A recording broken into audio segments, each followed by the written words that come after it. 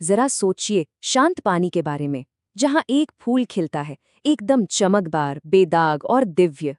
ये है कमल, हिंदू आध्यात्मिकता के दिल में बसा एक बहुत ही खास प्रतीक। तो चलिए आज इसकी गहरी परतों को खोलते हैं और इसके मतलब को समझते हैं। देखिए, कमल की सबसे हैरान करने वाली बात इसकी शुरुआत में ही छुपी है। ये अपनी जड़ें जमाता है कीचड़ वाले गंदे पानी में, एक ऐसी जगह जो पवित्रता की सोच से तो कोसों दूर है। लेकिन कमाल तो ये है कि इतना सब होने के बावजूद इसकी पंखुड़ियां हमेशा साफ रहती हैं।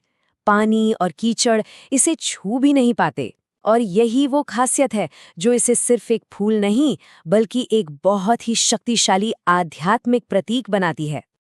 हमारे प्राचीन ऋषियों ने कमल में एक बहुत गहरा सच देखा।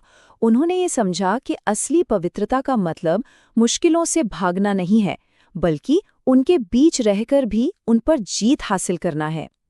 ये मुश्किलों के न होने का नहीं, बल्कि उन पर जीत का प्रतीक है। तो आखिर इसकी शुरुआत हुई कहाँ से? कमल की कहानी हमें ले चलती है सृष्टि की पौराणिक कथाओं में, और ये कहानी शुरू होती है भगवान विष्णु से। तो कथा कुछ यूं है कि जब समय शुरू भी नहीं हुआ था, भगवान विष्णु ब्रह्मांड के महासागर पर आराम कर रहे थे। तभी उनकी नाभि से एक सुनहरा तना निकला और उस तने के सिरे पर एक शानदार कमल खिला।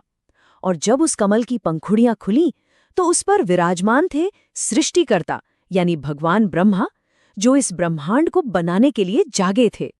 तो इस तरह कमल सिर्फ एक फूल नहीं रहा, बल्कि वो सृष्टि का, क्रिएशन का ओरिजिन पॉइंट बन गया। ये एक खूबसूरत रिमाइंडर है कि जीवन की शुरुआत दिव्य चेतना की गहराइयों से ही होती है। लेकिन कमल की कहानी यहीं खत्म नहीं होती। इसका एक और गहरा मतलब है जो हमें देवी लक्ष्मी से जोड़ता है। हम सब जानते हैं कि देवी लक्ष्मी धन, कृपा और समृद्धि की देवी हैं, और उन्हें हमेशा एक खिले हुए कमल पर बैठा हुआ ही दिखाया जाता है।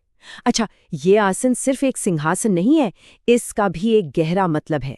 कमल की जो खुली पंखुड़ियां हैं ना, वो करुणा और उदारता से भरे दिल को दिखाती हैं।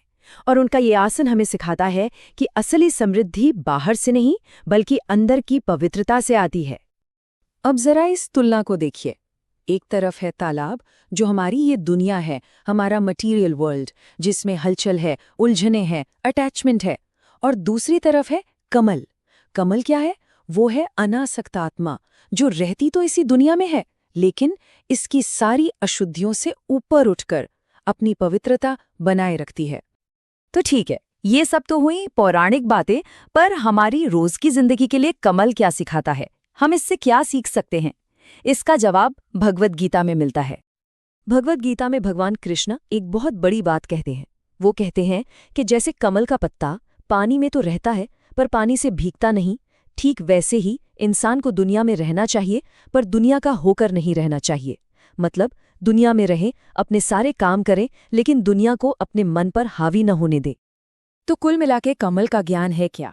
ये हमें 3 बहुत जरूरी बातें सिखाता है। पहली, कि जिंदगी का कीचड़, चाहे वो कोई मुश्किल हो, शक हो या दर्द हो, उससे ऊपर उठने की हिम्मत रखना। दूसरी बात, कि आसपास का माहौल कैसा भी हो, उसकी परवाह किए बिना अपनी अच्छाई के साथ खिलना है और रोशनी फैलानी है। और सबसे जरूरी तीसरी बात, ये याद रखना कि असली ताकत बाहर की चीजों में नहीं बल्कि दिल की पवित्रता में होती है। तो चलिए अब इस पूरी सीख को एक साथ समेटते हैं। तो जब हम एक कमल को देखते हैं तो उसकी खामोशी हमें क्या संदेश देती है? वो हमसे क्या कहना चाहता है? क्या फुसफुसाता है? वो ये फुसफुसाता है कि कीचड़ चाहे कितना भी गहरा क्यों न हो, हर आत्मा के अंदर सूरज की तरफ खिलने की ताकत होती है। ये उम्मीद का और कभी हार न मानने वाले जज्बे का एक ऐसा प्रतीक है जो हमेशा जिंदा रहेगा।